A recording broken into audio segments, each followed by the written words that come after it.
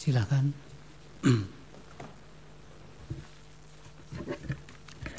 Terima kasih Yang Mulia, kami lanjutkan. Saudara ahli, kami ingin menambahkan 2 pertanyaan. Yang pertama, kira-kira apa saja berdasarkan kualifikasi ahli mengetahui yang menyebabkan penerima bansos itu memiliki kecenderungan untuk memilih pihak yang memberikan bansos. Kemudian yang kedua, bansos ini kan bentuknya bervariasi dan diberikannya dalam berbagai kurun waktu. Apakah berdasarkan pengetahuan ahli, bansos yang diberikan sesaat menjelang pemilu lebih memiliki dampak dibandingkan yang diberikan jauh-jauh hari sebelumnya? Terima kasih. Terima kasih Yang Mulia. Baik, dari termohon cukup, dari pihak terkait ada? Silakan. Terima kasih Yang Mulia. Saudara ahli, mungkin saudara ahli fokus kepada petahana. Dan kalau petahana tidak maju, orang yang disupport oleh petahana itu, bansos akan berpengaruh kepada meningkatnya dukungan kepada petahana atau orang yang didukung oleh petahana dalam proses pemilihan. Di negara kita ini, mengapa harus fokusnya itu hanya pada petahana? Mungkinkah ada hal-hal lain juga yang sebenarnya luput dari perhatian kita? Sebagai satu contoh misalnya penyaluran dana desa. Dana desa itu 1 miliar per desa. Jumlah desa di negara kita ini 83.971 desa. Dan ada pendamping desa ya, yang langsung itu di bawah kontrol dari Menteri Urusan Desa. Apakah saudara ahli juga bisa melihat kaitannya misalnya Menteri Desa itu adalah adik dari saudara Muhaimin Iskandar. Kalau dikontekskan dengan Jokowi dengan Gibran, apakah tidak relevan mengaitkan Muhaimin Iskandar dengan adiknya yang Menteri Desa yang menguasai penyaluran dana desa ini? Mengapa hal ini luput dari perhatian? Terima kasih. Masih ada? Yang kedua, Majelis. Saudara ahli, apakah Anda setuju teori Anda ini tidak bisa secara konklusif kalau melihat kenyataan di Sumatera Barat dan di Aceh, yang ternyata 02 kalah, walaupun di Sumatera Barat dan di Aceh bansosnya itu merata karena bansos itu ada datanya di dalam DTKS dan P3KE yang jumlah penerimanya sudah ditentukan oleh pemerintah, jadi tidak boleh keluar dari nama-nama itu. Jadi Aceh, Sumatera Barat juga dapat bansos sesuai dengan proporsi penduduk, tapi kalah 02. Yang kedua, kalau faktor kemiskinan dan bansos dipakai sebagai ukuran seolah-olah mempengaruhi pemilih, hampir semua mayoritas tempat TPS di luar negeri tidak ada bansos, tapi 02 menang.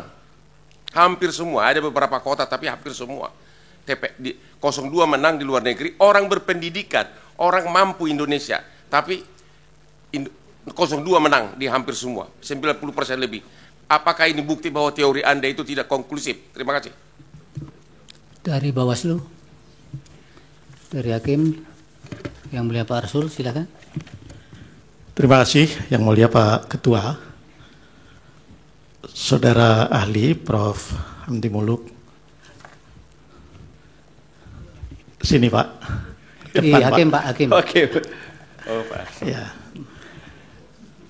Saya kira welfare atau social allowance itu memberikan pengaruh pada perilaku pemilih. Iya. Pertanyaan saya, dan itu tadi tergambar dari studi-studi yang ahli paparkan tadi.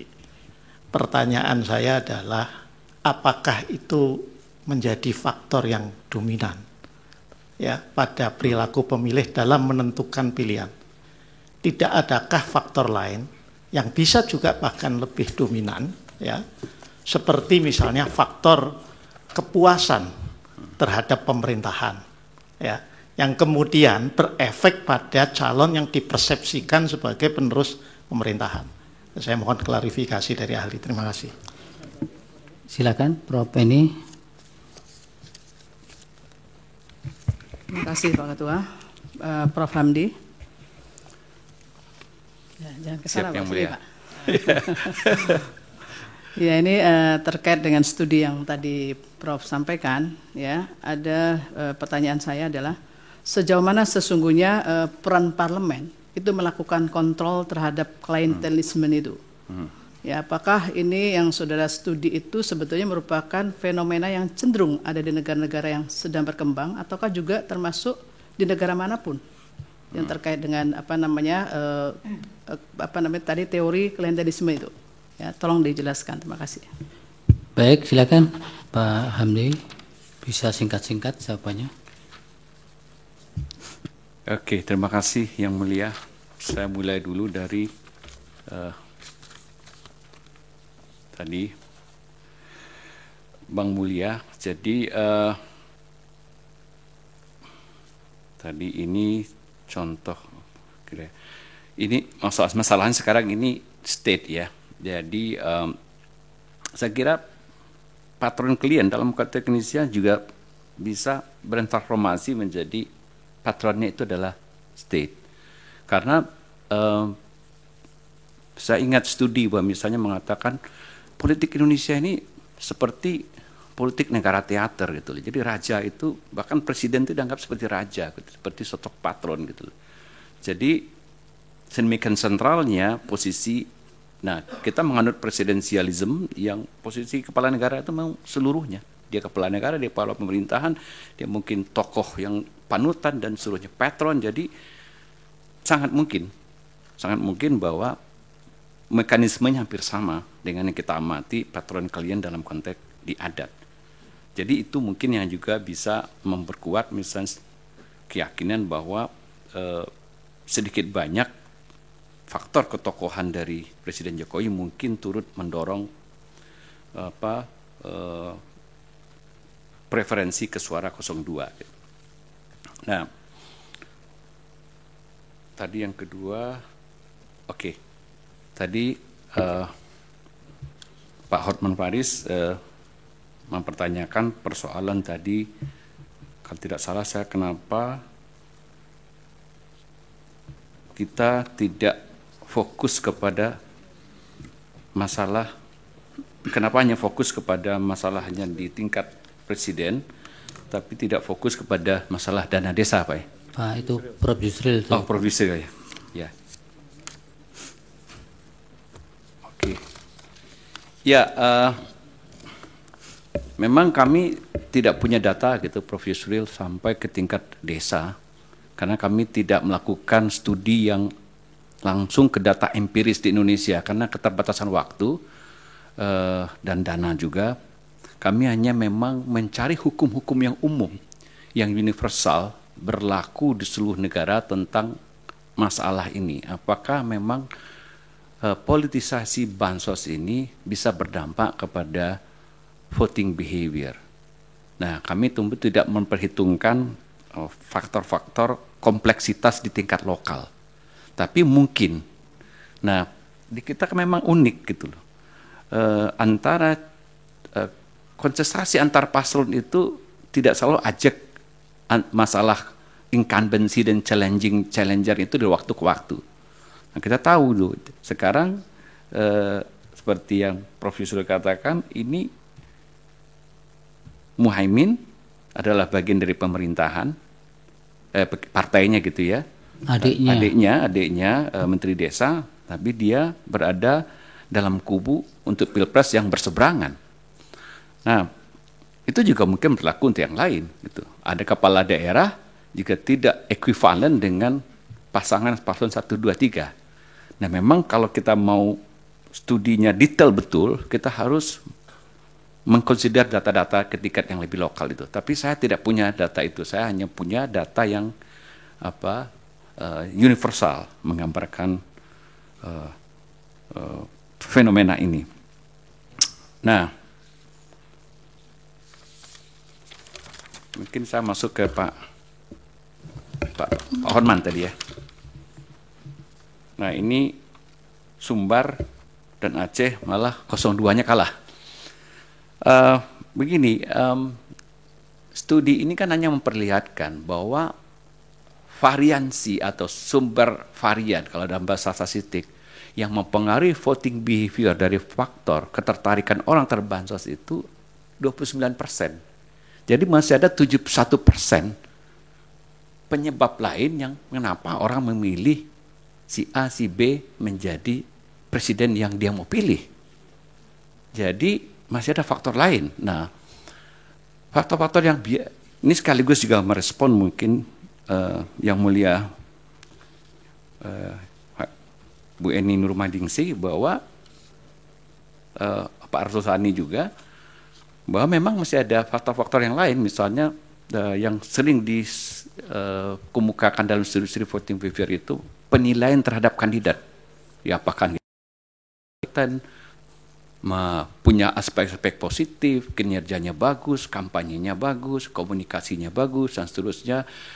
Juga masalah bekerjanya faktor-faktor sosiologi seperti pertemanan, persukuan. Jadi itu 79% itu. Nah, hanya 21,9% yang disumbang oleh ketertarikan orang dengan bansos. Itu menyebabkan jadi mungkin di dua tempat itu bekerja faktor yang lain. Gitu. Jadi ketertarikan terhadap kandidat itu. Bisa jadi seperti itu. Jadi ya tidak bekerja faktor-faktor bansos. Nah, yang kedua yang saya lupa juga tadi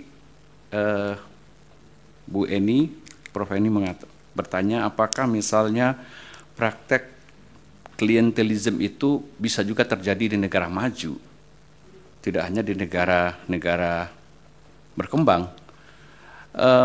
Di negara maju memang banyak juga praktek-praktek pork barrel itu, yang bahkan sebenarnya di beberapa negara pemilihan itu adalah anggota parlemen yang mau maju lagi di tingkat lokal.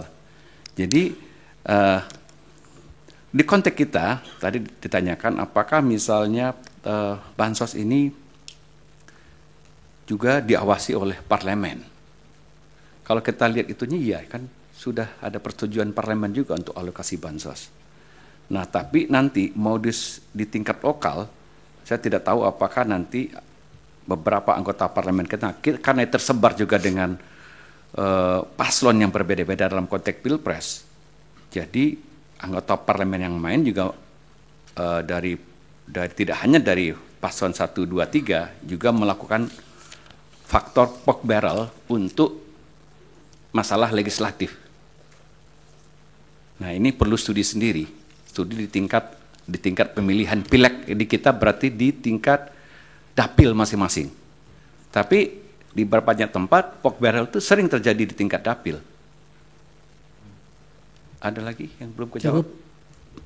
Waktunya juga sudah habis, Bapak. Terima kasih Yang Mulia, terima Baik, kasih hadirin sekalian. Terima kasih. Untuk ahli berikutnya Pak Mulia. Ya, kami mohon untuk bisa dihadirkan Dr. Risa Permana Deli. Dia ahli psikologi politik juga Yang Mulia. Terima kasih.